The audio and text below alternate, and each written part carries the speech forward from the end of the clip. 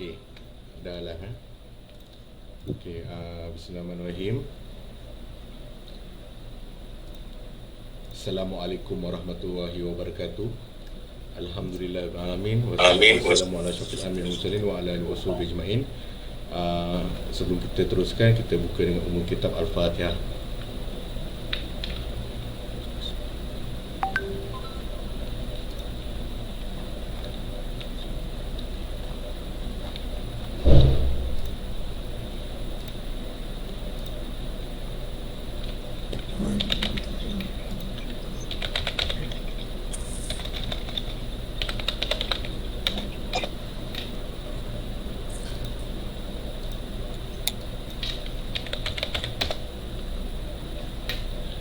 Okey, Alhamdulillah, bersyukur kita kepada Allah Subhanahu Taala kerana dengan limpah kurnianya dapatlah kita berkumpul pada hari ini untuk sama-sama menghadiri satu kelas pengajian kitab yang julung-julung kalinya diadakan dengan kerjasama Jabatan Agama Islam Sarawak lah.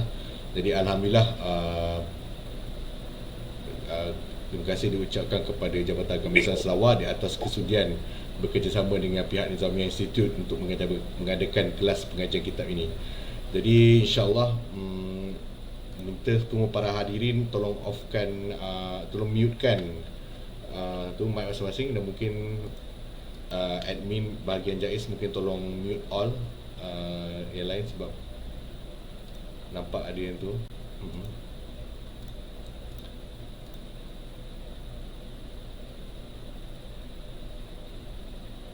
Okey, Ustaz tolong unmute lah. Okey. Okey, terima kasih. Jadi insya-Allah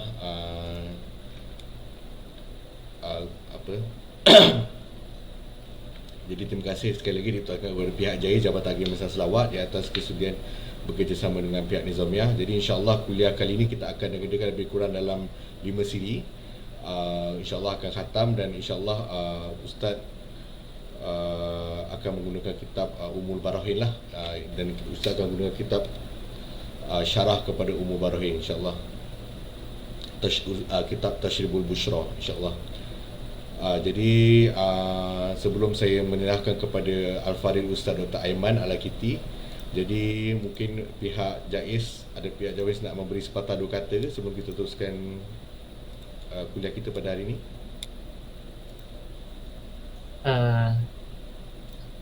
Kita daripada pihak kita tak ada Ustaz. Okey. Kita boleh teruskan dengan kuliah kita, InsyaAllah. Okey, terima kasih. Jadi untuk mengetahui sebelum kita teruskan majlis, insyaAllah saya memperkenalkan dululah pembimbing kuliah kita pada kali ini, iaitu Al-Fadhil Ustaz Dr. Aiman Al-Akiti, merupakan pensyarah di Universiti Islam Antarabangsa Malaysia yang sebelum ni melanjutkan pelajaran di Maghribi, dan Al-Fadhil Dr. Aiman juga merupakan Fellow Kehormat IKIM lah, Institut Kefahaman Islam Malaysia.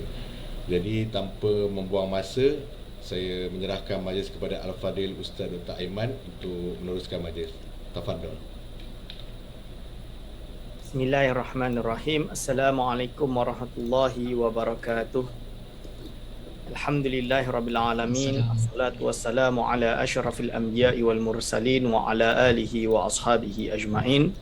Wala hawla wala quwwata illa billahil aliyil azim. Allahumma la sahla illa ma ja'altahu sahla. Recording in progress. Syidda sahla. Rabbi shrah li sadri wa yassir li amri wahlul 'uqdatam min lisani yafqahu qawli, amma ba'du.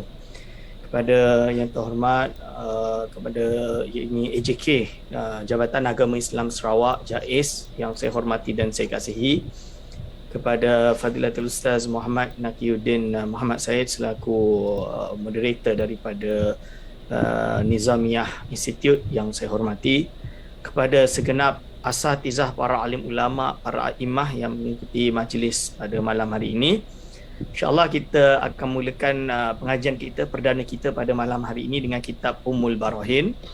Jadi sebelum kita mula, saya peringatkan bahawa kita hanya ada 5 majlis untuk khatamkan kitab Ummul Barahin.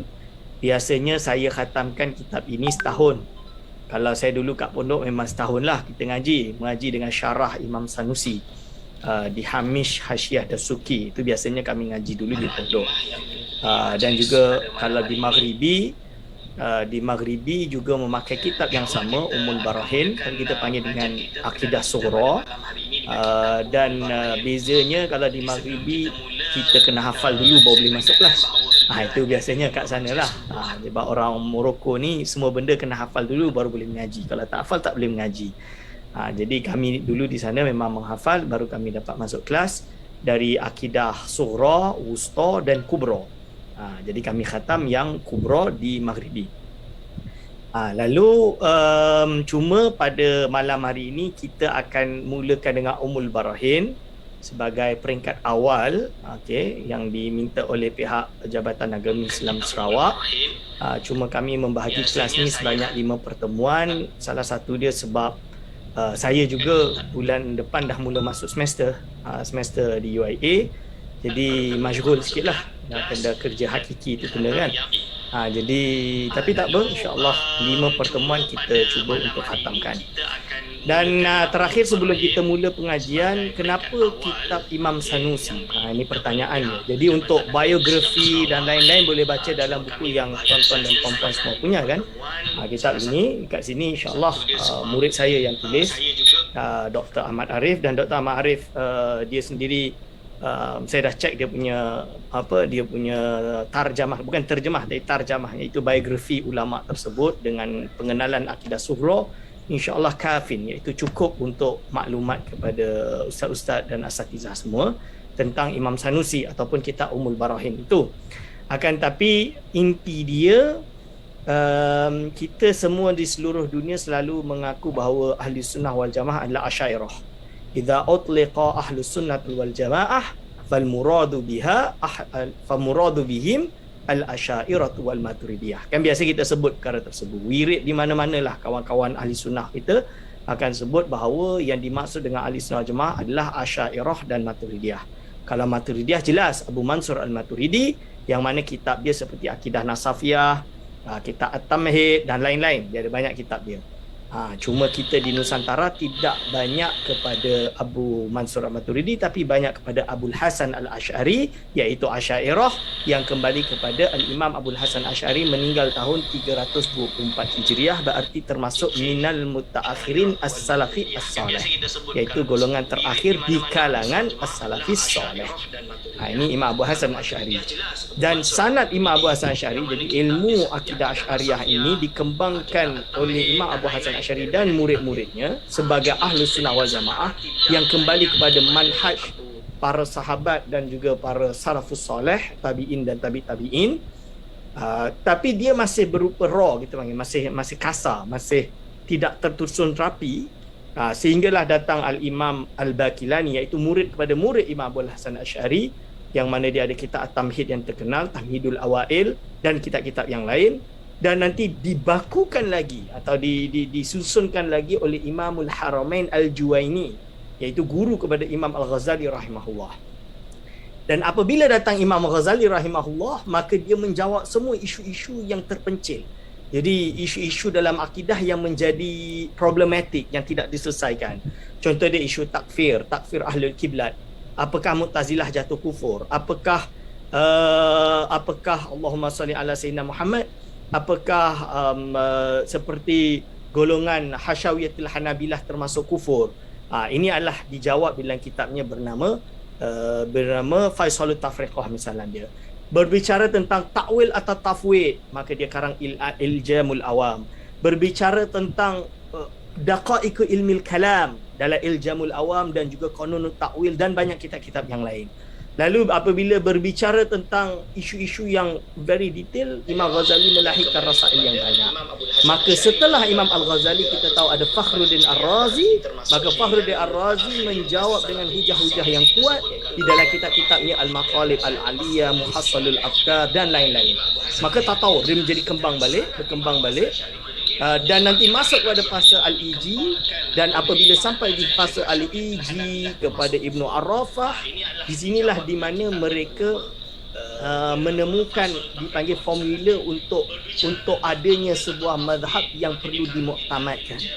Seperti mazhab Syafi'i setelah Imam Nawawi Ar-Rafi'i, maka pendapat-pendapat mazhab itu perlu dimuktamadkan, maka datanglah Imam Sanusi yang melakukan kerja-kerja itu dan berhasil membukukan kaul muktamad dalam mazhab Asy'ari yang dipanggil dengan Al-Aqaid As-Sanusiyah, iaitu dari terkecil yang bernama sughra, kecil, lalu kecil, sughra, lalu sughra yang kita mengaji sekarang kecil, lalu wusta pertengahan, kubra besar, lalu dia syarahkan semua kitab tu disyarahkan kecuali sughra dan mufidah, hatta dia membuat prolegomena dipanggil dengan muqaddimat dan disyarahkan muqaddimat. Ini kita panggil silsilatul kutub As-Sanusiyah. Dan insya-Allah projek kami di Institut Kefahaman Islam Malaysia IKIM, saya sebagai fellow kehormat, ini adalah projek yang dikehendaki oleh almarhum Tun Ahmad Sarji yang baru saja meninggalkan kita, dan ini yang diminta kepada saya waktu pertama saya assign sebagai fellow kehormat, dan ini yang proses dalam buat. Tapi sayang beliau tidak dapat melihat final, tapi beliau edit yang edisi pertama dan kedua. Jadi ada 3 kitab yang dah selesai. So 1 dan 2 dia dah tengok, tinggal cetak insya-Allah. Cuma yang Akidah Kubra dia belum sempat sampai di tangan beliau, tapi beliau telah dijemput oleh Allah Subhanahu Wa Taala. Tapi ini adalah projek kami. So setelah Imam Sanusi, maka semua akidah yang datang setelah Imam Sanusi apabila mengatasnamakan Asy'ariyah, dia adalah mengikut Imam Sanusi. Kita tahu kitab Aqidatul Awam, saya tahu tuan-tuan semua, ustaz-ustaz semua dah mengaji kitab Sifat 20, Aqidatul Awam, kitab Kifayatul Awam, kitab Dardir, kitab semua kitab-kitab akidah, Jauharatul Tauhid, semuanya kembali kepada Imam Sanusi. Berarti Imam Sanusi ni kaul muktamad dalam mazhab Asy'ari. Maka sewajarnya apabila kita mengaji kitab Aqidah Ahlussunnah wal Jamaah Asy'ariyah, atau yang selalu orang panggil dengan Sifat 20, itu kembali kepada Imam Sanusi dengan kitab Ummul Barahin. Dan ini kitab yang paling terkenal hatta di Nusantara. Bahkan saya tak kata Sumat Nusantara, seluruh dunia memakai kitab Imam Sanusi. Seluruh dunia. Di Malaysia, di Indonesia, kita panggil Al-Masyriq Al-Aqsa, hatta pergi ke selatan India atau dipanggil dengan iaitu Khairullah, dan lain-lain di mazhab Syafi'i. Kita masuk ke Hijaz, di Masjidil Haram dan lain-lain, di Yaman, selatan Yaman, atau di Hadramaut dan lain-lain, semuanya memakai kitab mazhab Imam Abu Hasan Asy'ari mengikut manhaj As-Sanusi. Mesir, kita tahu Imam Bajuri Al-Azhar Syarif, memang Sanusi 100%. Kita masuk lagi ke Libya, ada kitab khusus dari kawan saya iaitu Profesor Dr. Ali Arif Naik. Dia ada tulis tentang Sanusi juga, lengkap. Lalu kita masuk ke Algeria, tempat Imam Sanusi, Tilimsan. Ini tempat lahir dan wafatnya Imam Sanusi di Tilimsan. Masuk di Maghribi, Qarawiyyin memang Sanusi, Tunisia Sanusi, dan bahkan kitab Talibul Busyra yang akan saya gunakan untuk syarah dalam bahasa Arab juga adalah silibus rasmi di Universiti Zaitunah, Jamiatul Zaitunah atau Universiti Zaitunah. Termasuk tua, dia lahir abad kedua Hijriah. Ini termasuk menjadikan silibus di Universiti Zaitunah. Maka tidak ada alasan kalau ada hari ini orang yang mempertikai kitab Ummul Barahin. Saya kata tidak ada alasan. Sebab apa? Dia adalah kitab yang talaqal ummah bil qabul. Jadi umat ini dah menerimanya menerima dia sebagai sesuatu yang dimuktamadkan. Okey, tanpa membuang masa kerana waktu kita pun tak banyak, saya nak kena khatamkan kitab ini dalam masa 5 pertemuan. InsyaAllah kita masuk mukadimah. Jadi mukadimah ni saya guna yang Arab, yang saya share screen hanya Arab. Bagi yang tidak mengerti Arab boleh baca terjemahan insyaAllah. Just baca by sight. Cuma bila saya terjemah fauri dengan lidah saya, mungkin tak sama dengan tulisan, tapi takkan lari jauh. InsyaAllah takkan lari jauh. Mukadimah yang pertama saya akan gunakan matan sahaja, tapi nanti selanjutnya kita buka yang bahagian syarah Talibul Busyra. Saya ada edisi cetakan, kalau tuan-tuan just baca by sight, cuma bila saya terjemah fauri dengan lidah saya, mungkin tak sama dengan tulisan, tapi kalau tidak ada nanti takkan lari jauh. InsyaAllah takkan lari jauh. Ini ditahqiq oleh Ustaz Nizar Hamdi, mukadimah yang seorang ustaz saya, kan matan saja, tapi nanti selanjutnya kita buka yang bahagian syarah Talibul Busyra. Mengeluarkan saya ada edisi cetakan, kalau tuan-tuan ini laju dia. 1 tahun tu 5 atau 6 tahqiq. Yang rare Asy'ariyah tak ditahqiq, beliau tahqiq. Itu kehebatan Ustaz Nizar Hamdi. Okey, bismillahirrahmanirrahim. Alhamdulillah, segala puji 4 perkara. Apabila kita berbicara tentang pujian, kita ingat bahawa bismillah tak ada Ustaz. Asal dia ada bismillah lah ni. Ni matan dia tak tulis, tapi asal dia ada bismillah kerana kullu amrin dhibalin la yubtada'u bi bismillahirrahmanirrahim fahuwa aqta fahuwa abtar dan lain-lain. Kita tahu bahawa semua perkara yang baik yang tidak dimulai dengan basmalah maka terputus barakah dia dan lain-lain. Itu banyak tafsiran dia, adalah banyak. Lalu alhamdulillah segala puji 4 perkara. Bila kita sebut pujian maka dia akan kembali pada 4 perkara tuan-tuan. Iaitu pertama adalah qadim ala qadim, seperti Allah SWT memuji zatnya sendiri. Qadim ala hudus, pujian Allah kepada makhluknya. Hudus ala qadim, pujian makhluk kepada Allah SWT. Hudus ala hudus, dan pujian makhluk kepada sesama mereka atau kepada diri mereka, seperti pujian kita kepada saudara kita, pujian kita kepada Nabi Muhammad sallallahu alaihi wasallam dan lain-lain. Jadi keempat-empat pujian ini lillahi, dimiliki oleh Allah SWT, atau boleh juga diterjemah lillahi, diberhaki, istighfar oleh kepada Allah Subhanahu wa taala.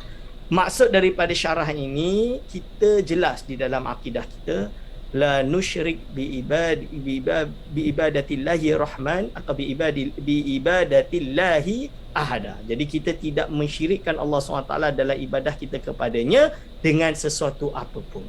Itu jelas. Dalam erti apabila pujian-pujian yang kita lakukan di dunia ini, sama ada kita memuji kawan kita Rasulullah SAW, memuji para ulama, para aulianya, semuanya akan kembali kepada Allah Subhanahu Wa Taala, kerana hakikatnya siapa yang menciptakan semua perkara yang mahamid, semua perkara yang layak untuk dipuji tadi, jawapan dia hanyalah Allah Subhanahu Wa Taala. Apabila layak kepada Allah Subhanahu Wa Taala, maka tidak ada alasan untuk kita menuduh seseorang itu sebagai syirik dan lain-lain hanya kerana dia memuji sesama makhluk. Ada yang menganggap bahawa ini adalah ghulwu, berlebih batas ketika memuji makhluk. Ketahuilah kalau dia di dalam hatinya ada iman dan mengatakan bahawa Allah lah hanya satu-satunya Tuhan yang maha berkuasa, yang mentadbir seluruh alam, maka seapapun dia memuji selain Allah SWT itu kembali kepada Allah SWT, dengan syarat tidak ada lafaznya yang jelas-jelas menunjukkan erti kesyirikan.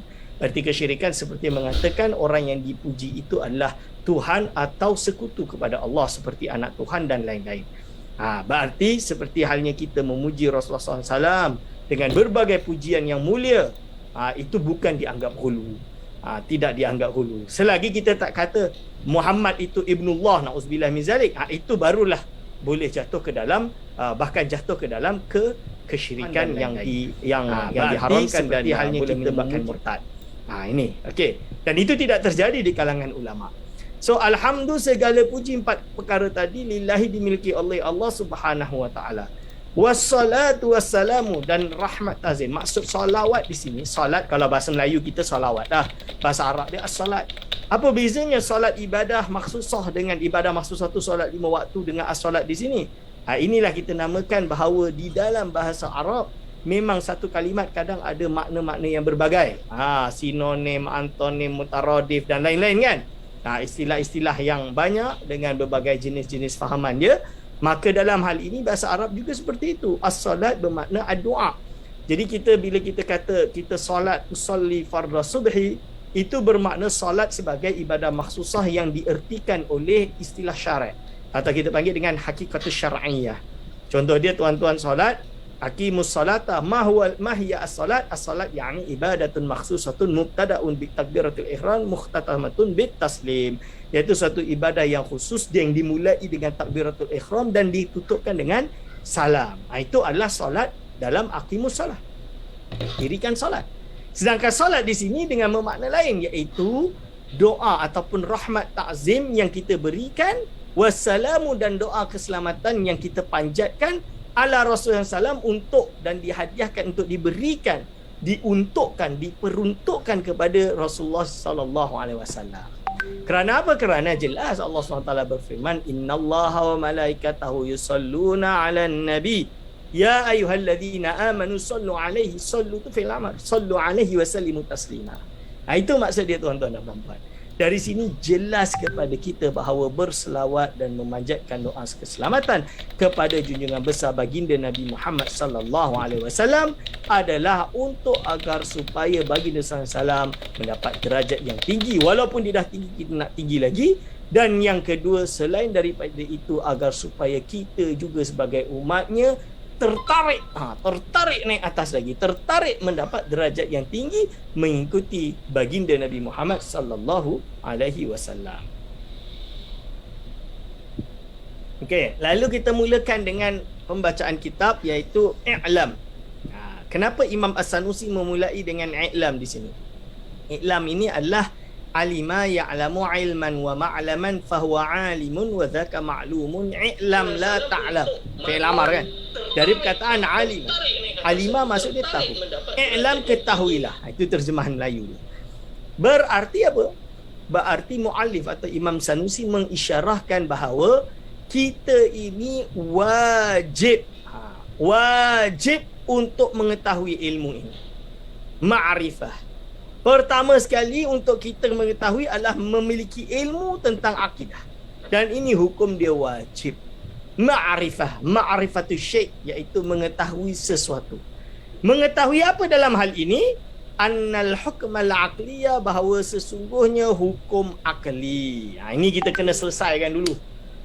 Kena selesaikan hukum ni dulu baru boleh nak pergi jalan. Kalau tak selesai hukum tak boleh pergi jalan. Okey. So apakah itu hukum?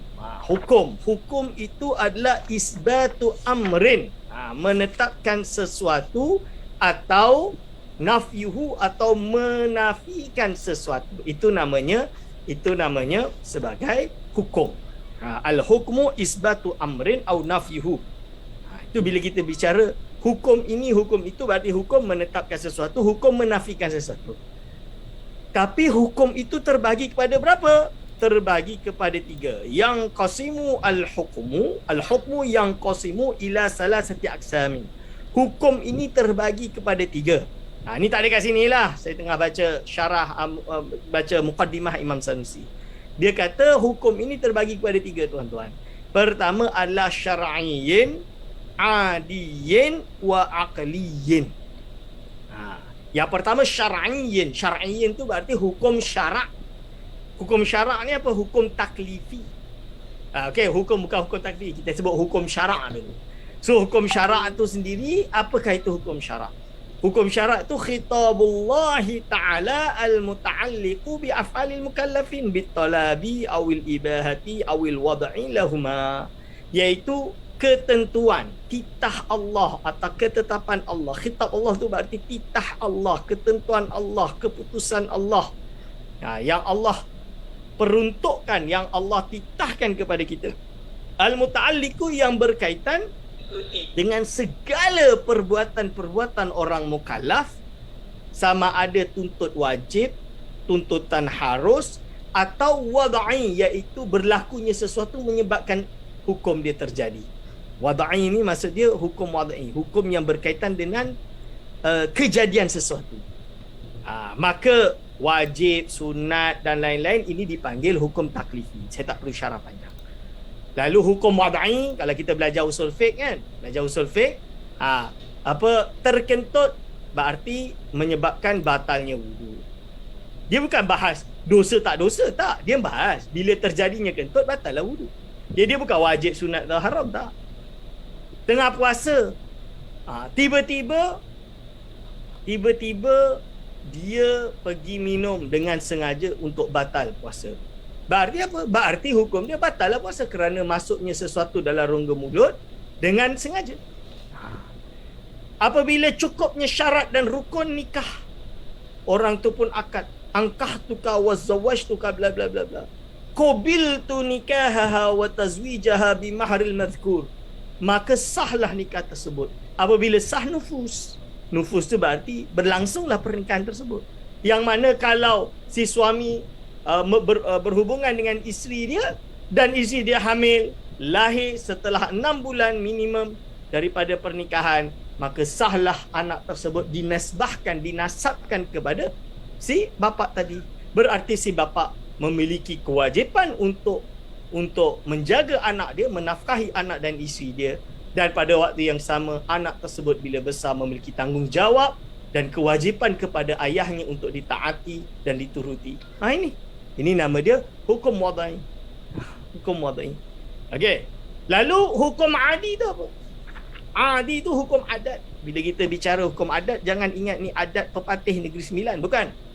Jangan, kan ada istilah di Negeri Sembilan. Hukum adat iaitu apa dia panggil? Hukum adat ini biar mati anak, jangan mati adat. Lebih kurang macam tu. Betul. Biar mati anak, jangan mati adat. Maksud dia apa? Kerana adat di kalangan orang Negeri Sembilan menjunjung tinggi syarak. Syariat itu dijunjung tinggi.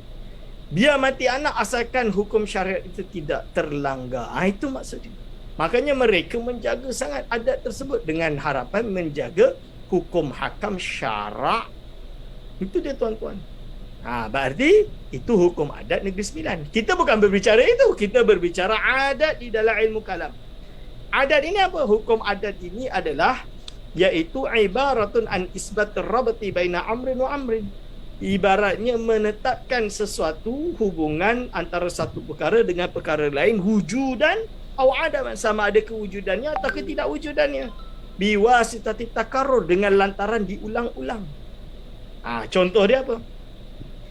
Contoh dia, kita nak tetapkan api membakar ke tidak. Kerana apa? Api kena kayu, api kena kertas, isbatu rabti baina amrin wujudan aw adaman. Kerana api kena kertas terbakar lah. Biwasitati takarrur. Kenapa? Kita dah cek berkali-kali, memang kalau api kena kertas terbakar lah. Biwasitati takarrur. Ma'asihati takhallufi, berserta sah untuk tidak terjadi. Tapi boleh tak api kena kertas tak terbakar? Boleh tak api kalau dikenakan kertas tak terbakar? Boleh. Kenapa tak boleh?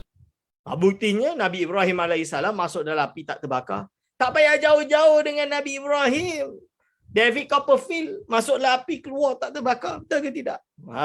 Orang-orang yang main sihir contoh dia. Dan lain-lain. Ini berarti ma'asihati takhalufi. Tak semestinya mesti terjadi. Wa adami ta'thiri ahadihima. Dan tidak ada memberi kesan. Hakikatnya yang membakar bukan api. Allah SWT yang membakar. Fil akhari al-batata. Ini adalah hukum adat. Berarti kita jangan ta'asub dengan sains. Ini impossible lah. Fizik mesti. Fizik law of physics mesti tak boleh. Kalau matematik, ya, itu akli. 1 + 1 mesti 2, tak boleh 3. Siapa kata 3 memang gila lah. Akan tapi apabila kita berbicara api bertemu kertas, mesti membakar ke tak? Biasanya membakar. Tapi boleh tak terbakar? Boleh je. Kalau ini kita kukuh, maka dah tak ada isu lah pada hari ini yang viral tentang ajaran sesat barulah, yang manggil tentang mimpi lah apa. Kalau saya tak mengambil benda tu benda yang berat. Kerana apa? Jelas kalau orang jahil berbicara, keluarlah macam-macam. Betul? Ini kerana apa? Kerana tidak ada ilmu yang cukup. Lahirlah banyak kejahilan. Tapi kalau kita semua dah mengaji akidah dengan kukuh, kita dapat beza yang hak dan yang batil. Kan orang takut sekarang. Ada juga yang menggunakan isu, terlalu banyak duk kata konspirasi teori, jangan percaya konspirasi teori. Kalau betul-betul Imam Mahdi keluar nanti, tak percaya konspirasi teori, ikut Dajjal. Pun ada yang kata macam tu. Jawapannya semua itu boleh selesai kalau kita ada akidah yang kukuh dengan ilmu. Terbit dengan ilmu. Kalau terbit dengan ilmu, kita dapat bezakan yang hak dan batil. Ini hukum akli atau ini hukum adat dan lain-lain. Itu.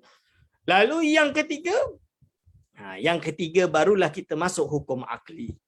Apakah itu hukum akli, tuan-tuan? Fahuwa isbatu amrin aw nafyuhu min ghairi tawaqqufin ala takarrurin wala wad'i wadi'in. Iaitu menetapkan satu perkara atau menafikan perkara tersebut dengan tanpa tergantung atau terlekat pada takarrur, pengulangan, wala wad'i wadi'in, dan tidak juga pada peletakan atau kejadian sesuatu perkara yang terjadi. Maksud dia apa? Seperti 1 + 1. Kita tak payah nak try dulu. Try 1 + 1 2. Tak payah macam api empirik, kita panggil. Empiric evidence tu tak perlu. Au nafihu, atau menafikannya. Jadi yang namanya Allah mesti esa. Tak mungkinlah dia ada 2, kerana kalau ada 2 akan jadi konflik. Nah, itu kita akan syarah nanti. Kita panggil dengan dalil tamannu. Iaitu satu perkara jauhar ni benda yang baru, sama ada dia bergerak atau dia diam. Boleh tak dia tak bergerak, dia tak diam? Tak boleh lah. Kalau dia bergerak, berarti dia bukan diam. Kalau dia diam, berarti bukan bergerak. Dia tak boleh tak dia bergerak dan berdiam pada waktu yang sama? Tak boleh. Ini nama dia hukum akli. Benda yang impossible lah. Boleh ke 1 tambah 1 jadi 100? Mana boleh? Impossible. Fahuwa isbatu amrin au nafyuhu. Ini nama dia hukum akli. So hukum akli ini apa kata-kata muallif? Sekarang kita masuklah usul bil maudhu' dia. Iaitu apa? Annal hukmal aqliyah yanhasiru terbahagi atau terbatas kepada fi salasati aqsamin pada 3 bahagian. Yang pertama al-wujubu wal istihalatu wal jawazu. Berarti ada wajib, ada mustahil, ada jawaz. Wajib, mustahil, jawaz itu Your harus. speaker is not working. Please check your connection or use different speaker lain. My speaker. Hello. Dah buka. Saya punya ke moderator? Ada yang baru masuk ni. Tak apa, teruskan doktor. Okay, sorry. Doktor okey. Okay. Saya ingat saya cakap panjang tadi tak jalan. Minta maaf doktor. Okay, insyaAllah. Wal jawazu dan harus, ya. Wal jawazu dan harus. Harus tu maksud dia adalah nanti kita akan syarahkan. Jadi jawaz ni terjemah dia harus. Wajib, mustahil ni terjemah sama kalau oleh ulama Melayu diterjemahkan sama. Fal wajibu. Sekarang kita bahas tentang wajib. Fal wajibu, maka wajib mala yatasawwaru. Dia boleh baca 2. Yatasawwaru. Kenapa dia pilih yatasawwaru? Sebab tidak takalluf, tidak dianggap berat. Sebab kalau yatasawwaru berarti kita membuatkan naibul fa'il menjadi jumlah fil aqli adamuhu. Naibul fa'il dia adamuhu. La yatasawwaru fil aqli adamuhu. Itu takalluf. Takalluf tu bahasa dia dalam ilmu bahasa Arab lah. Berarti kita menyusun jumlah tu dalam keadaan muaqqadah sikit. Muaqqadah tu berbelit sikit. Tapi ma la yatasawwaru, kerana tasawwara ni daripada fi'il daripada tasawwara, tafa'ala, fi'il tafa'ala memiliki makna iaitu menjadi. Menjadi mutawa'ah. Bahasa Arab dia mutawa'ah. Mutawa'ah tu menjadi. Maka la yatasawwaru, tidak menjadi, tidak dapat digambarkan lah, tidak tergambar fil akli, di dalam akal, apa adamuhu, ketidakadanya perkara tersebut. Berarti wajib itu sesuatu yang tidak tergambarkan pada akal, ketidakadanya perkara tersebut. Maksudnya akal, your rational tak boleh menerima ketidakwujudan perkara tersebut. Itu yang dimaksud dengan wajib. Misalan dia, tuan-tuan.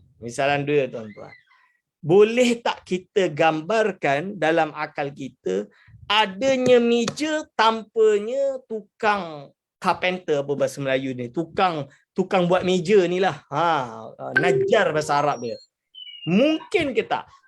Boleh digambarkan atau tidak? Pertanyaan dia. Boleh digambarkan atau tidak? Iaitu adanya meja tanpa tukang yang membuat meja. Tiba-tiba dah jadi meja. Tak boleh lah, mesti kita gambarkan, mesti ada yang tukang. Tapi Ustaz, dia tak ada tukang. Kilang yang buat. Kilang tu tukang lah. Itulah kita kata. Maksud dia adalah yang muhadith, dia adalah yang membuatkan dia. So, tak boleh digambarkan. Seperti begitu, alam ini boleh digambarkan tak wujudnya alam tanpa yang menciptakannya? Tak boleh. Mesti ada pencipta. Yang nanti kita akan bahas tentang Allah Subhanahu Wa Taala.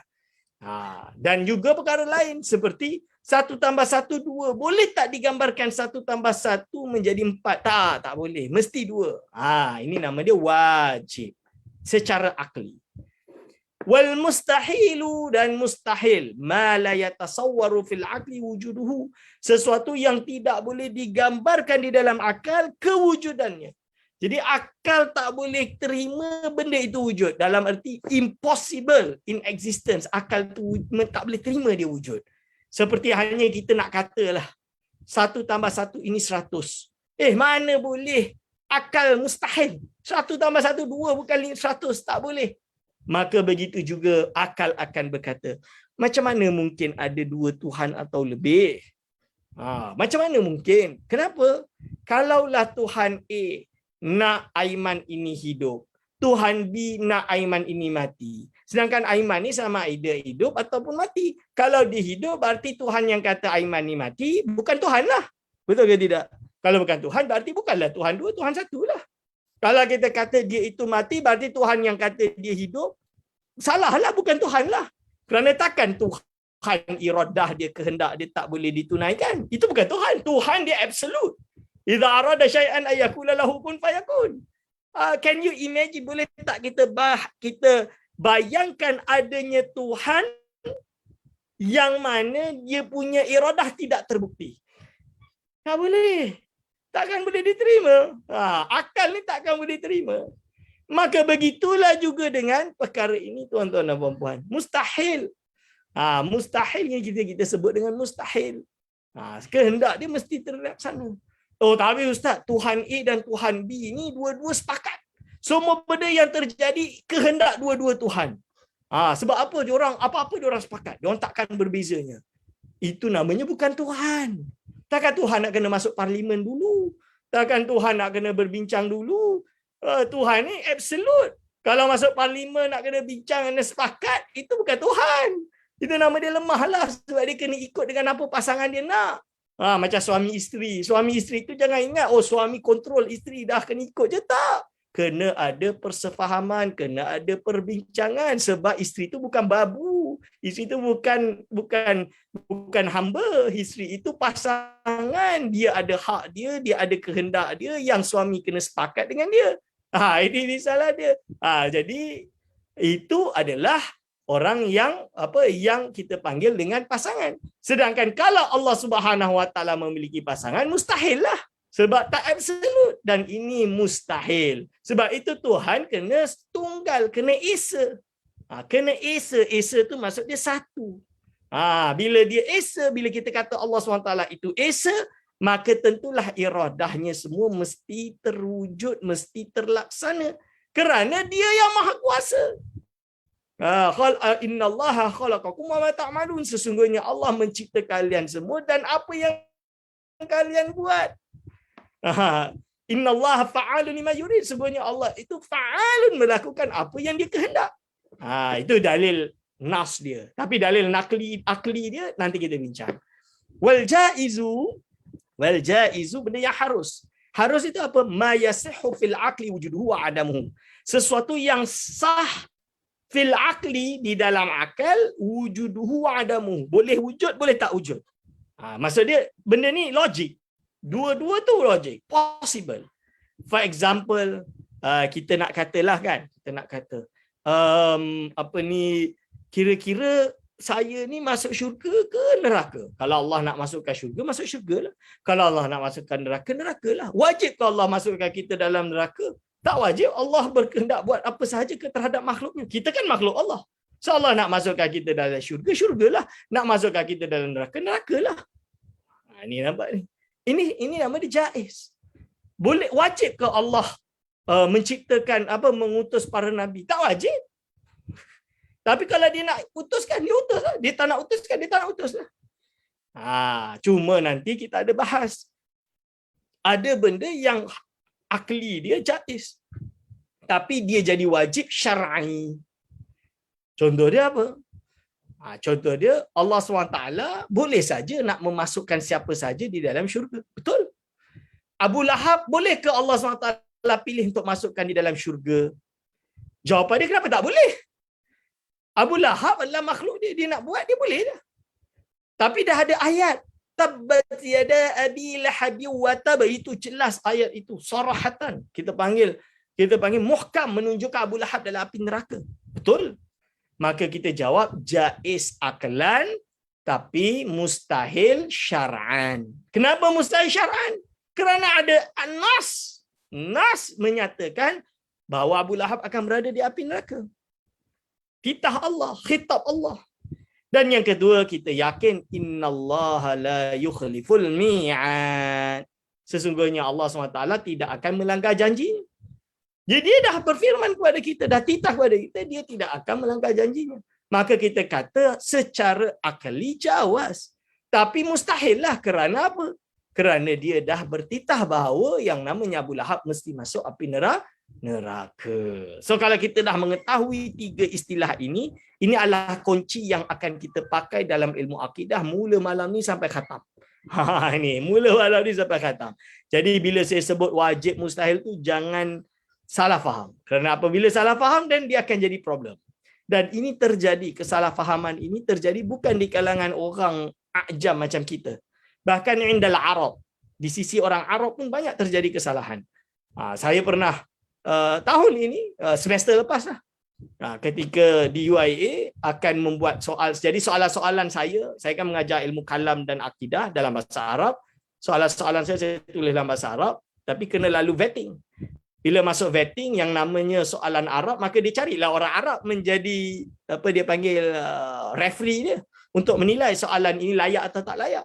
So bila berhadapan dengan orang Arab ni, dia dari Department Lugha Arabiah, Qism Lugha Arabiah, tentulah dia tidak mengetahui istilah-istilah ilmu kalam atau ilmu akidah. So bila kita buat soalan yajibu 'alallahi subhanahu wa ta'ala sifatul qudrah, wajib atas Allah SWT bersifat dengan sifat qudrah. Lepas tu dia kata, kaif hadha ya akhi? Macam mana kau kata wajib 'ala Allah? Kau berwajib kepada Allah. Dia kata, yajibu lillahi azza wa jalla, yajibu lillahi azza wa jalla 20 sifatan. Wajib bagi Allah SWT 20 sifatan. Hal anta taqsid? Apakah engkau maksud wajib bagi Allah? Mana boleh istilah ini tak boleh. Oh, dia kata, ini istilah syirik dan lain-lain. Saya kata, la haula wala quwata illa billah. Saya kata, ini adalah istilah ilmu kalam. Kau jangan sentuh ilmu aku. Dia kata itu. Itu saya bagi hadza kama qala al-imam wal imam. Dia berhujahlah. Ini dia imam ni bukan maksum. Dia boleh salah. Bukan itu, kita tengah guna istilah dengan maksud ma la yatasawwaru fil aqli adamuhu. Laisa bimakna yajibu yani ma yusabu bi fi'lihi wa yu'aqabu bi tarkihi. Ini istilah yang dua istilah yang berbeza. Baru akhirnya dia boleh faham. Rupanya penggunaan istilah yang berbeza. Itu contoh dia tuan-tuan. Sebab itu saya kata kita jangan salah faham tentang istilah. Okey. Lalu kita masuk wa yajibu ala kulli mukallafin syar'an an ya'rifa ma yajibu fi haqqi maulana jalla wa azza wa ma yastahilu wa ma yajuzu. Wajib atas sekalian mukallaf. Wajib apa ni pula Ustaz? Tadi wajib ni mala yatasawwaru fil aqli adamuhu. Tak, yang ini dia dah sebut dah ala kulli mukallafin. Berarti syar'an, wajib syar'an. Berarti apa? Berarti ini adalah dipanggil dengan wajib syar'i. Wujub syar'i, bukan wujub akli. Kalau wujub syar'i, yakni ma yusabu bi fi'lihi wa yu'aqabu bi tarkihi. Sesuatu perkara yang diberi ganjaran atas berbuatnya, yang diberi seksaan atas meninggalkannya. Itu wajib. Betul ke tidak? Wajib atas sekalian mukallaf. Berarti manhum mukallaf. Siapakah mereka yang dipanggil dengan mukallaf? Berarti pertama bulugh. Kan? Baligh. Yang kedua adalah akal. Baligh dan berakal. Ini adalah yang dipanggil mukallaf. Dan yang ketiga, dia mesti sampai padanya ilmu. Maksud dia kena ada ilmu yang sampai kepada dia. Kerana apa? Kerana nanti kita akan membahas tentang ahlul fatrah. Ahlul fatrah ni apa? Orang yang hidup di zaman tidak ada nabi yursal, tidak ada nabi yang diutus. Contoh dia antara Nabi Isa alaihissalam sampailah baginda Nabi Muhammad sallallahu alaihi wasallam. Kerana pada waktu itu tidak ada nabi dah.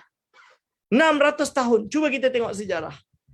Kalau saya berbicaralah dengan golongan kita akademisi kan, academician kalau di Morocco, di Spain dan lain-lain, kalau kita berbincang duduk bersama, ada dari Yahudi, ada dari Kristian, cuba kita kembali ke sejarah. dalam sejarah Yahudi, setelah kejadian Jesus Christ atau Nabi Isa alaihissalam, mereka mengenal Nabi Isa, tapi bagi mereka bukan Nabi. Bagi mereka dia adalah pendakwa, apostle ataupun pendakwa kenabian. Ini menurut Yahudi. Menurut Kristian, anak Tuhan. Dalam Islam dia Nabi. So, apakah ada Nabi dalam sejarah setelah Nabi Isa? Tidak ada. Maka benarlah dakwaan orang Kristian bahawa Nabi Isa alaihissalam sepatutnya Nabi yang terakhir. Di kalangan Bani Israel. Kan? Di kalangan Bani Israel. Mana ada dah. Sebab itu Nabi Isa dipanggil sebagai the last messenger of the Israelites. Jadi golongan Israel dia terakhir tu Nabi Isa alaihissalam. Tapi bukan penutup sekalian Nabi, penutup Nabi di kalangan Bani Israel. Kerana dalam sejarah dah tak ada setelah itu. Dan kita kena tahu bahawa Kristian pada asal dia membawa kepada apa? Membawa kepada Islam, seperti Islam, Tauhid dan lain-lain. Hanya sahaja setelah 300 tahun ada Council of Nicaea, dan di Council of Nicaea itu nantilah baru dibahas tentang iaitu apakah Jesus Son of God atau Jesus is a prophet, mortal atau immortal. Dan nanti keputusannya yang dimenangi adalah yang mengatakan Jesus adalah anak Tuhan, dan semua yang menganggap Jesus adalah Nabi dibunuh. Itu fakta sejarah yang diakui. Ini adalah fakta. 300 tahun setelah Easter, iaitu naiknya Nabi Isa alaihissalam ke atas syurga, naik ke atas langit. Okey. Jadi Ahlul Fatrah 600 tahun sampai datangnya Nabi Muhammad sallallahu alaihi wasallam. Maka siapa pun yang hidup di antara Ahlul Fatrah, di zaman Ahlul Fatrah di dalam Islam, kita tak bolehlah menganggap mereka ini dihukum ketika tidak menyembah Allah. Kerana apa? Kerana hatta penyembah berhala. Kerana apa? Kerana tidak ada Nabi yang mengajarkan mereka. Kan dalam Al-Quran jelas, tidak kami azab sampailah hatta naba'atha rasula, sampailah kami mengutus, iaitu para rasul. Maka ini benarlah yang disebut oleh Imam Al-Ghazali rahimahullah di dalam kitab pembahasan Fasalut Tafriqah dan lain-lain, Fasalut Tafriqah, tentang orang yang tidak beriman atau dia dalam proses keimanan, dia tengah belajar untuk menemukan Islam. Jadi kalau dia dah wujudnya iman dan lain-lain, ini dianggap sebagai mukmin, mukmin akhirat, bukan mukmin dunia, kan? Atau orang yang tak temu, dia duduk dekat pulau, contoh dia. Dia lahir di pulau. Di pulau misalnya dia lahir di pulau, tak ada orang yang mengajarkan dia. So tak jumpa message. Islam tu tak sampai pada dia. Apa status dia? Dia sebagai orang yang tak dapat hidayah. Hidayah tu tak sampai kepada dia. Maka dia dianggap sebagai golongan Ahlul Fatrah. Seperti orang yang tidak mendapatkan, tidak sampai kepada dia message, maka dia diampunkan. Dia dianggap seperti Ahlul Fatrah. Termasuk Imam Ghazali membahas orang yang ada iman di dalam hati. Ini kita akan bahas dalam kitab ni insya-Allah di akhir nanti. Tentang kalimatul musyarrafah, iaitu kalimat yang mulia. Iaitu la ilaha illallah Muhammadur Rasulullah, tentang iman dunia, iman akhirat. Itu kena belajar. Itu adalah diterangkan dalam kitab Aqidatun Najin yang besar-besar dibahas. Aqidatun Najin contoh dia, itu ada dibahas. Tapi dalam kitab ni insya-Allah kita akan lalui. Lalu diteruskan. Berarti apa? Yajibu ala kulli mukallafin syar'an ay ya'rifa. Apa yang wajib untuk mengetahui makrifat? Jadi awwalu wajibin ala kulli mukallafin ma'rifatu. Kerana ulama khilaf. Ada yang kata yang pertama sekali wajib di kalangan orang mukallaf adalah niat untuk belajar, niat untuk tahu. Ada yang kata iman dulu walau tak tahu. Tapi pendapat Imam Sanusi mengetahui apa? Ma yajibu, apa yang wajib, fi haqqi maulana, bagi hak Allah Subhanahu wa taala jalla wa azza, wa ma yastahilu, dan apa yang mustahil, wa ma yajuzu, dan apa yang harus. Wa kadza yajibu alaihi an ya'rifa misla dzalika fi haqqi rusuli.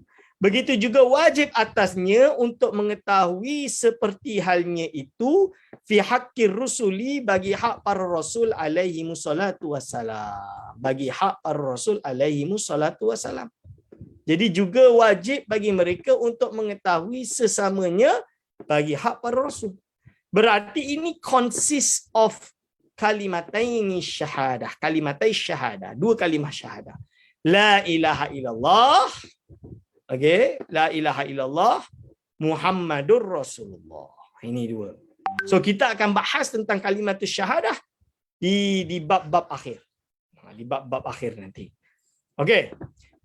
Lalu famimma yajibu. Baru kita masuk sifat 20 tuan-tuan. Famimma yajibu. Kenapa dia sebut famimma? Famimma famim ba'dima. Min itu dipanggil dengan min tabi'iyah. Jadi kalau kita buka, kita dah boleh buka lah syarah dia. Saya buka syarah dia. Sekejap. Ini mukadimah. Hukum akli, jawas, fal wajibu, wajib daruri. Okey. Okey. Ini. Wa yajibu ala kulli mukallafin minal insi wal jin, sama ada jin atau manusia. Kalau malaikat mereka bukan mukallaf kerana nabi kita ursila ilaihim irsalat tashrif. Diutusnya hanya pengutus sebagai penghormatan. Kalau tak bukan diirsal sebagai taklif ala rajih, menurut kaul rajih. Mukallaf ini berarti baligh, akil, laki, perempuan, merdeka ataupun hamba.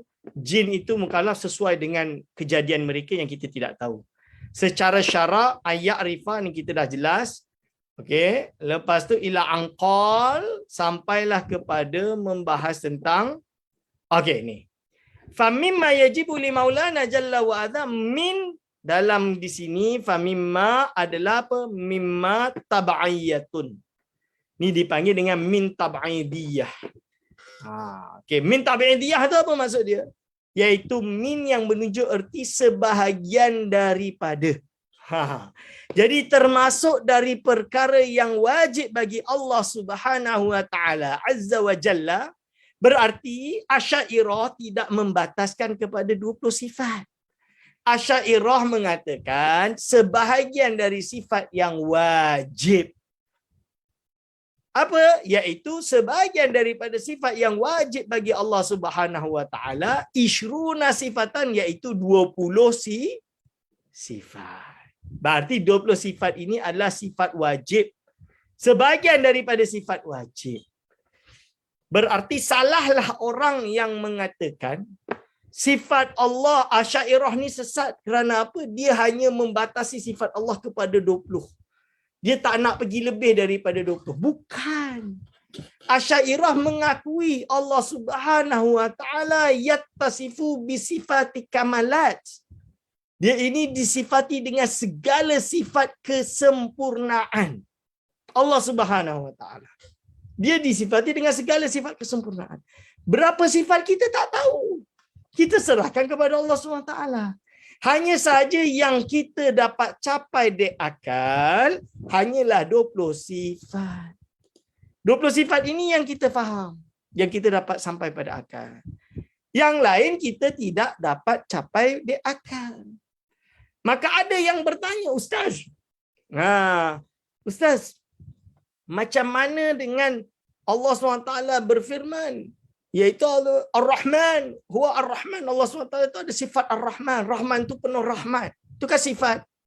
Kita jawab, yang sahih, kita tak kata Ar-Rahman itu sebagai sifat ma'ani. Tapi kita kata dia adalah sifat fi'li, sifat fi'liyah, atau kita panggil sifatul af'an, yang memiliki erti perbuatan. Perbuatan Allah. Kan Allah kita bagi ada zat, essence atau zat, sifat dan af'an. Jadi Rahman tu berada pada af'an. Yang kita berbicara sifat pada hari ini adalah sifat ma'ani. Sifat ma'ani pula. Sifat iaitu 4 sifat tadi. Sifat yang qadim. Sifat yang iaitu sifat zatiyah atau nafsiyah, sifat salbiyah, sifat ma'ani dan sifat ma'nawiyah. Ini yang dimaksud di sini. Okey, berbeza dengan af'al, kerana af'al ini berkaitan tentang iaitu muta'allaq daripada sifat qudrah, dan kita akan bahas nanti. Itu semua akan dibahas nanti. Jadi itu jawapannya. Jadi apabila orang memandang serong terhadap sifat 20, berarti dia tidak faham sifat 20. Orang yang ta'assub mesti 20 sifat, tak boleh kurang, tak boleh lebih pun tak betul. Tak betul. Kerana apa? Kerana yang rajah 13. Bukan 20, 13 yang rajah. Yang rajah itu yang lebih unggul, yang betul, yang pendapat yang majoriti. Tapi kenapa dijadikan 20 oleh Imam Sanusi? Sebab dia nak bahas secara menyeluruh. Khilaf dia dekat mana. Itu tujuan dia. Boleh lebih, bukan tak boleh, boleh. Sebab tu dia sebut mimma yajibu. Boleh je lebih. Cuma kita tak tahulah. Kita memang tak dapat dah. Kita hanya dapat 20. Sebab itu diberi atau dibahagi di sini wahidatun nafsiyatun wa khamsun salbiyatun wa sab'un ma'anin wa sab'un ma'nawiyah. 1 nafsiyah, salbiyah 5, iaitu 7 ma'ani dan 7 ma'nawiyah. Total jadi 20. Lahirlah pengajian sifat 20. Itu dia tuan-tuan. Boleh jelas kan? Kalau ada soalan boleh tanya. Kejap lagi kita buka Q&A. Saya tak tahu moderator ada Q&A ke tak. Saya pun lupa tanya tadi. Okey. Wahya. Okey, 20 sifat ini apa? Wahya al-wujud. 20 sifat ini yang pertama adalah sifat wujud, tuan-tuan. Al-wujudu, wujud. Sifat wujud, makna wujud tu apa? Al-husulu was-subutu fil kharij bihaisu yasihu ayyura al-muttasifu bihi. Maksud dia apa? Wujud itu adalah hasil dan sabit fil kharij, secara nyata, bukan di dalam akal sahaja, tapi betul-betul nyata, bukan fi dhihni, bukan dalam pemikiran kita. Kerana lawannya wujud fil kharij adalah wujud i'tibari, dipanggil dengan amrun i'tibariyun. Apakah itu amrun i'tibari? Perkara yang wujud di dalam akal tapi tak wujud pada kharij. Mawjudun fil dhihni ghairu mawjudin fil kharij. Misalan dia apa? Ustaz-ustaz, ustazah dah kahwin, dapat anak. Okay. Anak ini ada hubungan bapa dan anak, mak dan anak. Betul ke tidak? Betul. Iaitu di mana anak tersebut kalau nak kahwin, kalau anak perempuan nak kahwin, kena ada izin wali. Wali dia wali mujbir atau wali ghairu mujbir. Wali mujbir berarti dia ada hubungan pertalian bapa dan anak. Anak tu nak kahwin, dia kena minta izin bapa dulu. Kalau bapa dia tak izin, dia tak boleh kahwin. Betul ke tidak? Ini nama dia amrun i'tibari. Kerana apa? Hubungan tersebut kita tak nampak. Nampak tak pertalian tersebut? Tak nampak. Ada tali ke? Tak ada. Tapi dia ada hubungan, ada. Ada status, ada. Ini dipanggil amrun i'tibari. Ada di dalam akal, tidak ada fil kharij. Kewujudan Allah iaitu sabitun fil kharij. Memang betul-betul nyata ada fil kharij. Iaitu berada betul-betul wujud, exist. Dengan sekira sah untuk dilihat. Boleh untuk kita melihat Allah Subhanahu Wa Taala. Boleh tak? Oh, boleh Ustaz. Saya semalam baru jumpa Allah Subhanahu Wa Taala. Boleh, tapi bukan di dunia. Di akhirat nanti, bagi hamba yang Allah SWT anugerahkan untuk melihatnya. Bagi hamba yang tidak dianugerahkan untuk melihatnya, dia tak lihatlah. Ini maksud dia, yasihu ayyura, sah untuk dilihat. Yasihu ayyura. Kalau ada di dunia ini, mustahil. Mustahil dia kenapa? Kerana Allah SWT telah tentukan tidak ada yang dapat melihatnya di dunia ini melainkan Nabi Muhammad sallallahu alaihi wasallam. Menurut satu pendapat iaitu Imam Ibnu Abbas. Kalau sahabat, kalau Ummul Mukminin Aisyah radhiyallahu anha menyatakan tidak nampak. So ini khilaf. Di akhirat nampak, ijma'. Ini adalah khilaf. Tapi wujud itu wujud fil kharij. Jadi Allah ini betul-betul wujud. Lawan wujud adalah adam, tidak wujud. Berarti dia tidak ada. Dan ini mustahil. Kerana sifat wajib yang pertama adalah sifat wujud. Apabila kita berbicara tentang wujud Allah, maka wujud dia wujud zati. That, the essence itself is inexistent. Bukan macam kita, kerana kita, kewujudan kita adalah kesan daripada daripada zat yang memberi kesan, iaitu daripada fi'li fa'ilin. Allah SWT menjadikan kita dari tidak ada menjadi ada. Itu dia tuan-tuan. Boleh jelaskan? Ini wujud nama dia. Yang kedua adalah al-kidamu. Mahwal kidam. Apakah maksud dengan kidam? Dah 10.18. Saya lupa nak berapa jam program. Kidam wahwa adamul awaliyati lil wujud. Ketidakadaannya keawalan bagi kewujudan. Maksud dia existence dia without a beginning. Kewujudan tanpa permulaan. Bahasa Melayu semenanjung, sedia ada. Allah ini qadim, berarti Allah ini sedia ada. Dalam erti dia bukan dari tidak ada lalu ada. Dan dia juga bukan dari ada lalu tidak ada. Itu adalah qadim. Fama'na Allahu qadimun, Allahu la awwala li wujudihi. Allah itu tidak ada awal bagi kewujudannya. Ai laisa li wujudihi ibtidaun. Iaitu tidak ada bagi kewujudannya permulaan. Fahuwa subhanahu mawjudun lam yasbik al-adamu wujudahu. Iaitu Allah SWT itu wujud yang tidak diawali dengan ketidakwujudan bagi kewujudannya. Itu adalah qadim. Wa ma taqaddama huwa ma'nal kidam binisbati ila dhati Allah ta'ala wa sifatihi ila akhirih. Kalau bagi selain Allah Subhanahu wa taala di kalangan makhluk misalnya, bila kita berbicara dengan makhluk, masa kidam ini memiliki makna tulul muddah. Hadza saubun qadimun. Ini adalah baju lama. Hadza binaun qadimun. Ini adalah bangunan lama. Ini perbezaan antara keduanya. Okey, baik. Naktafi bihadzal qadar untuk malam ni. Malam pertama kan. InsyaAllah minggu depan kita laju sikit. Okey, ada soalan sebelum?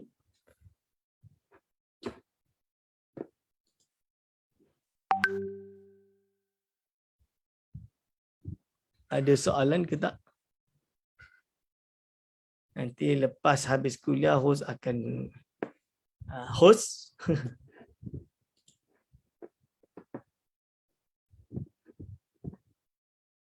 Ustaz Nakiuddin.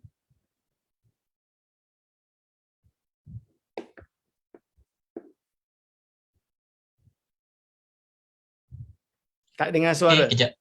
Okey.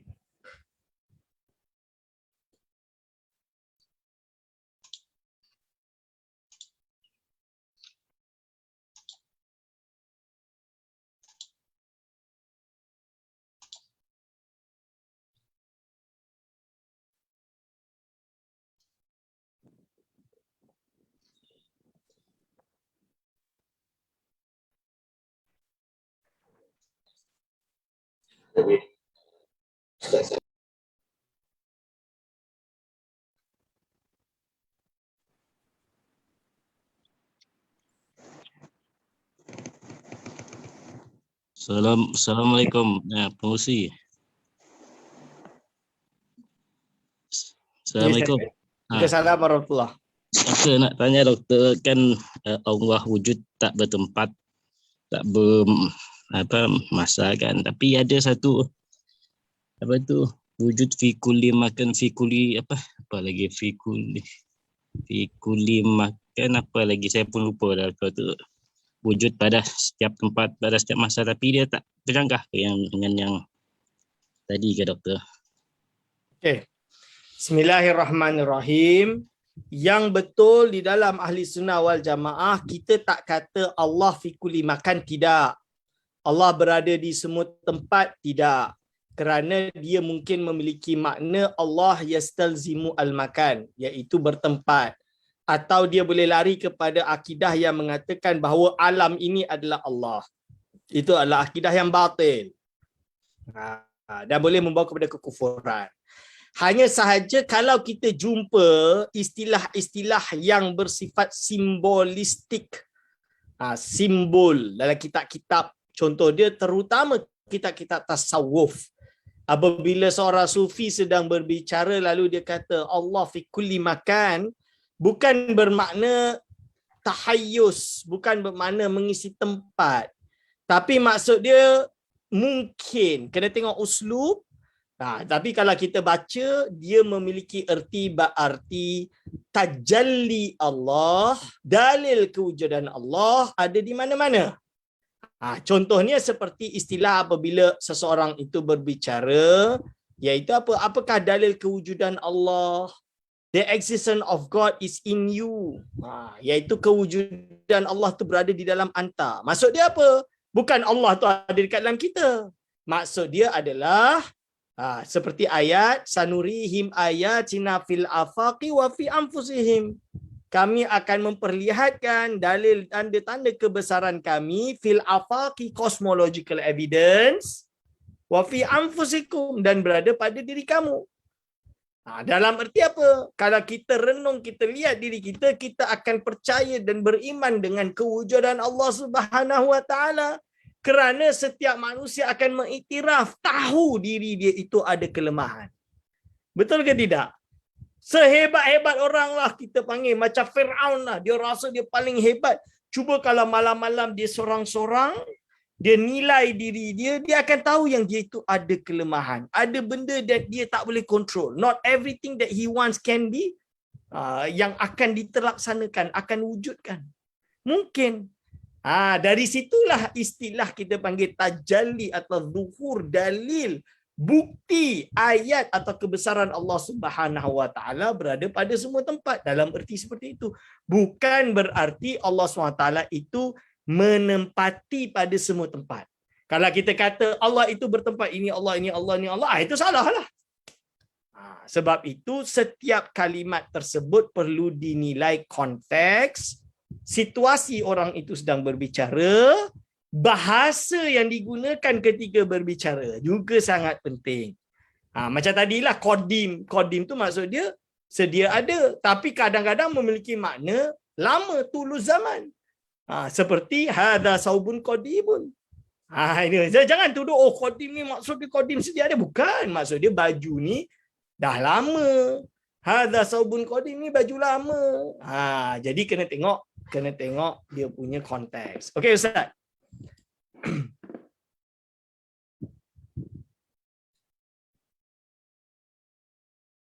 Ada soalan dekat chat ni.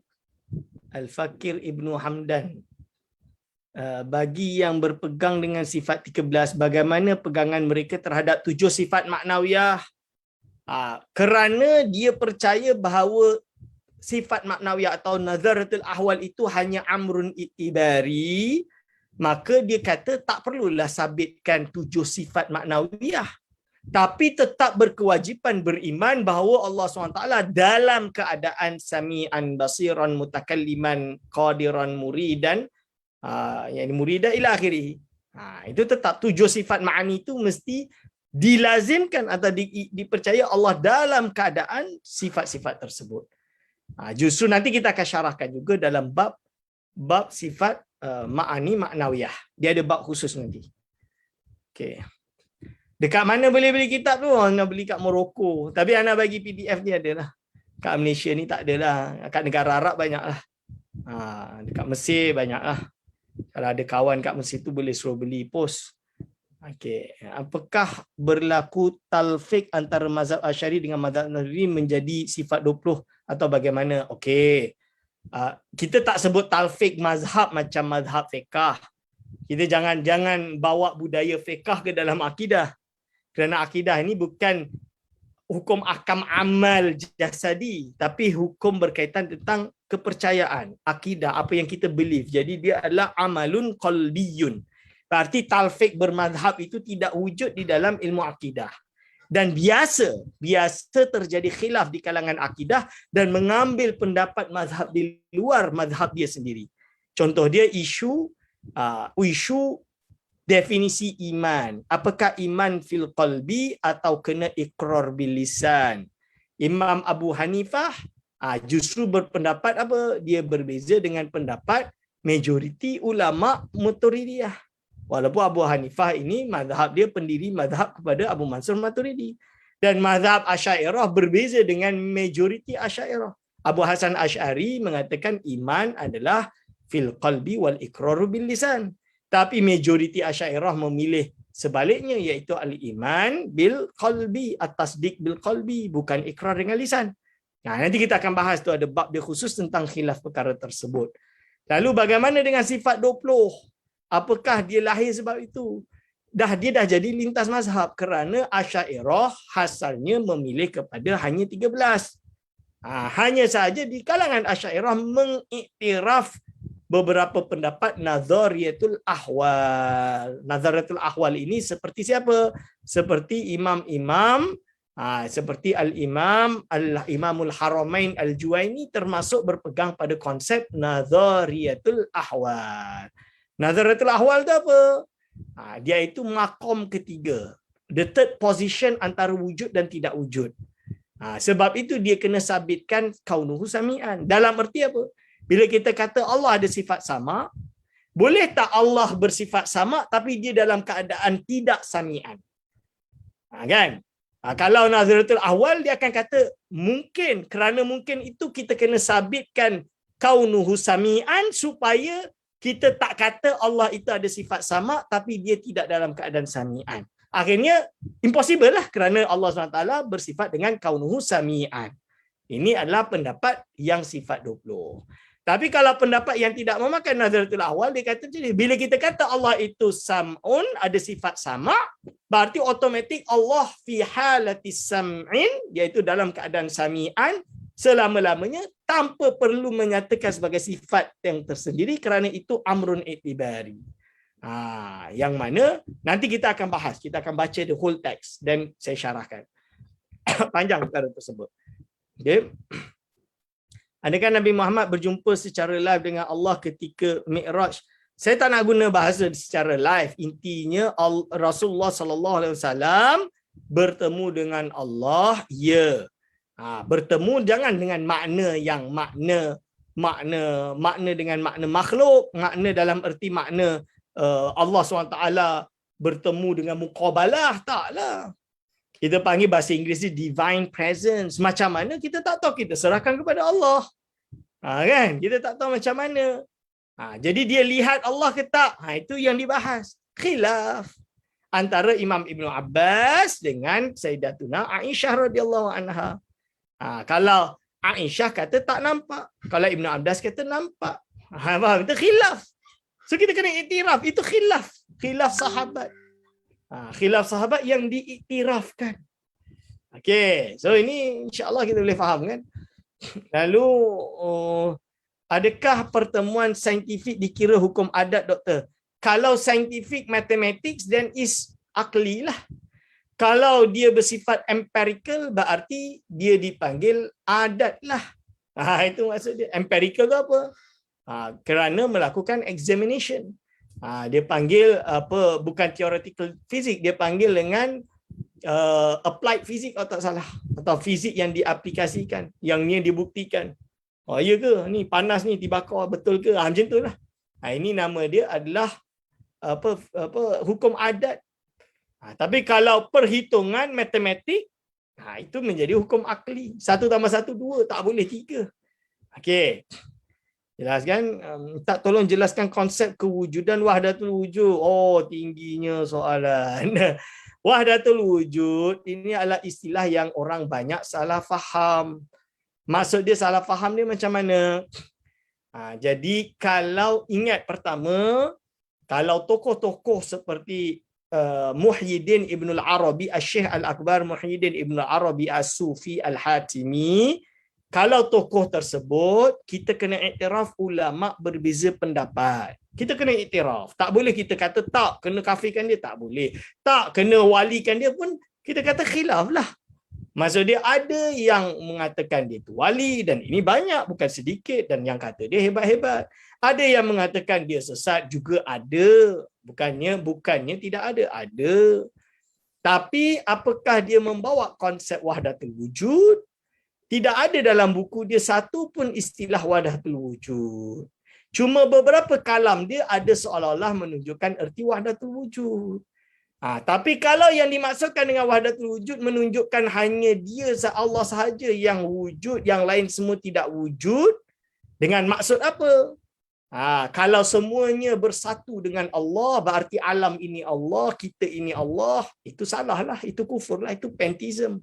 Dan hatta Imam Taftazani yang menolak konsep wahdatul wujud Ibn Arabi sendiri, menafikan itu adalah mazhab Ibn Arabi. Dia kata tak, itu pantheism, itu tak betul. Itu bukan akidah yang dipegang oleh kalangan sufi. Yang dimaksud dengan wahdatul wujud ini, kullu syai'in halikun ila wajhah. Segala sesuatu itu tidak wujud melainkan Allah SWT. Kerana apa? Semuanya ini sirna melainkan Allah Subhanahu Wa Taala. Berarti apa? You are nothing, I am nothing. Nothing. Semua benda dunia ini are nothing. Jadi dia tak tengoklah apa yang ada di makhluk, yang dilihat hanya kehendak Allah Subhanahu Wa Taala. Dia hanya berzikir pada Allah Subhanahu Wa Taala. Itu maksud wahdatul wujud yang sahih atau dipanggil dengan wahdatul syuhud. Lalu Ustaz, macam mana dengan kata wujud ada yang wujud majazi, wujud hakiki? Itu tersebut dalam kitab-kitab ulama tasawuf, hatta Syekh Nuruddin Ar-Raniri. Kerana apa? Kerana Syekh Nuruddin Ar-Raniri misalnya, dia menjelaskan, kalaulah Allah wujudnya mestilah hakiki. Kalau makhluk ini wujudnya majazi. Kenapa? Kerana existence of the creation, being, yang ini creation ini, makhluk ini, kewujudannya ini apa? Kewujudannya hasil dari takfir yang Allah SWT jadikan. Faham? Itu maksud dia. Dalam erti kewujudan dia juga tergantung pada Allah Subhanahu Wa Taala. Yang mana bila dia wujud, hatta perbuatannya kan yang menentukan Allah. Innallaha khalaqakum wa ma ta'malun. Kan? So basically, kewujudan yang ada selain Allah SWT ini seperti metafora lah. Menurut mazhab ini. Menurut mazhab ini. Tapi penjelasan di dalam lah. Macam mana Ustaz? So kita buat ni, itu nanti lari Jabariyah ke apa? Itu kita akan bahas dalam Khalqul Af'al. Itu kita akan bahas perkara tersebut nanti. So, jadi kita tak boleh semata-mata wahdatul wujud terus kita kafirkan. Tak boleh. Kena tengok, kena teliti lebih dalam. Dan ini kitab-kitab dia dah lama dah wujud. Yang membahas ini. Ni dah lama wujud dan boleh baca. Contoh dia, kitab bahasa Melayu ada Syekh asal Banjar yang tinggal di Kedah, nama dia Qatrul Ghaisiyah, nama kitab dia. Ada jual di Shopee. Dia explain, dia jelaskan makna sebenar. Bukan dengan makna Tuhan jadi sama dengan makhluk, itu tak betul. Okay. Adakah akidah Athari termasuk Ahlussunnah wal Jamaah? Jika ya, kenapa ianya tidak meluas seperti Asy'ariyah? Jap, Athari ni tunggu dulu. Kalau yang dimaksudkan Athari itu adalah seperti akidah Ibn Taymiyah dan kawan-kawan, iaitu Hasyawiyatul Hanabilah, maka kita tolak akidah mereka termasuk Ahlussunnah wal Jamaah. Sebab itu akidah tu dah mati di zaman Imam Subki, tu dah mati, dihidupkan kembali oleh Ibn Taymiyah dan dimatikan kembali oleh ulama setelah itu. Sampai datang Muhammad bin Abdul Wahab, lahirlah golongan ini lagi. Faham? Ini jelas. Ini sejarah dah membuktikan perkara ini. Boleh merujuk dalam buku-buku kitab-kitab sejarah. Ulama dah bahas perkara tersebut. Tapi kalau yang dimaksudkan Athari ini adalah orang atau ulama yang memilih untuk berpegang kepada Al-Quran dan Sunnah, tapi masih menerima takwil dan tafwid atau isbatus sifat yang kita akan syarahkan juga, maka dia termasuk Ahlussunnah wal Jamaah. Dia besar tak? Kenapa tak besar-besar? Imam Baihaqi siapa? Imam Baihaqi termasuk Asy'ariyah yang berpegang pada mazhab tafwid. Pada hari ini ulama-ulama yang seperti itu ada. Sidi Ahmad bin Muhammad bin Sidi Al-Ghumari, Ahlussunnah wal Jamaah, dia bermazhab dengan mazhab ini. Guru kami di Morocco, Syekh Abdullah Talibi, juga bermazhab dengan mazhab ini. Tapi dengan makna yang sahih lah, bukan dengan makna jawarih. Makna jawarih dia dah jadi Mujassimah. Dan ini jadi masalah lah, problematik. So kita kena faham perkara ni insya-Allah. Okey. Lalu Assalamualaikum doktor, nak tanya berkenaan dengan orang-orang Nasrani selepas pada naiknya Nabi Isa, adakah golongan yang berada dalam persidangan Nisia yang menetapkan kenabian Isa itu termasuk ahli fatrah, bukan fitrah fatrah. Fitrah tu fitrah, fatrah ini adalah yang berada pada phase tersebut. Kalau sesuai dengan keterangan dalam kitab ni Tahqiqul Maqam, mana tadi? Kitab Kifayatul Awam. Ya.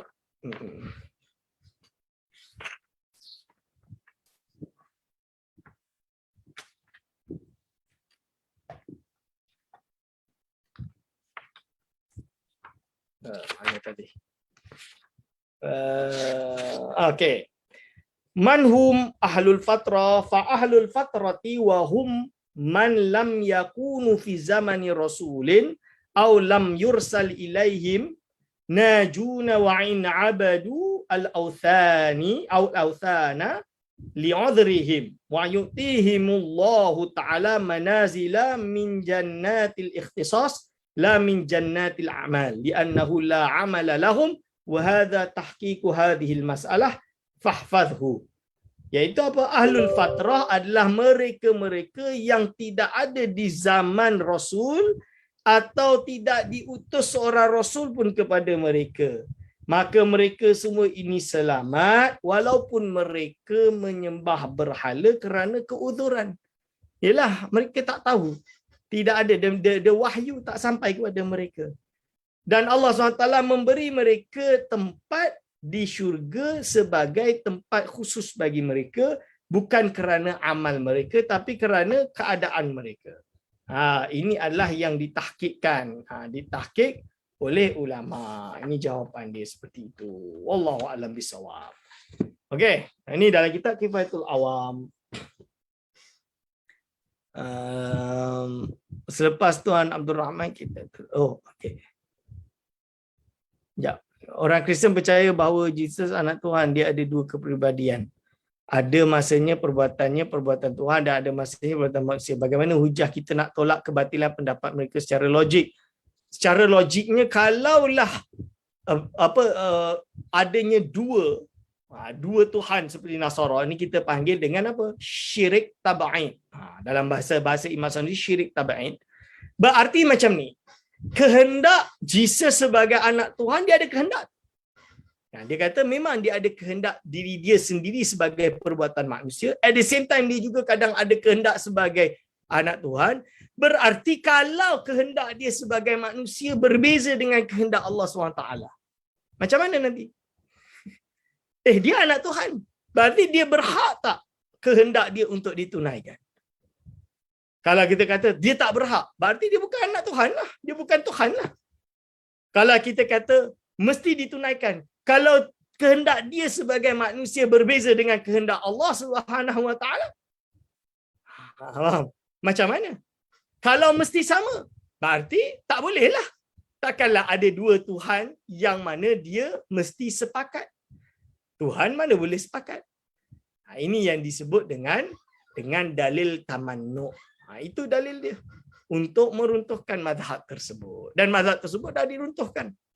Dah diruntuhkan dalam banyak kitab menjelaskan tentang kebatilan perkara tersebut. Tapi yang terbaik bagi saya adalah tulisan Imam Ghazali bernama Ar-Raddul Jamil ala ilahiyati Isa bisarihil Injil. Imam Ghazali menggunakan Injil untuk menolak ketuhanan Jesus. Dia menganggap dia Nabi. Kerana apa? Kerana pakai Injil itu sendiri. Tu, wallahu alam. Apa pandangan doktor tentang kenyataan Imam Abu Hanifah melihat Allah di dalam mimpi? Kalau dalam mimpi, ada ulama kata mustahil, ada ulama kata harus dalam mimpi. Seperti yang diriwayatkan Imam Ahmad melihat mimpi sampai 1000 kali. Tapi macam mana tu, apapun yang dilihat di dalam mimpi itu Allah SWT tak boleh digambarkan. Itu yang pasti.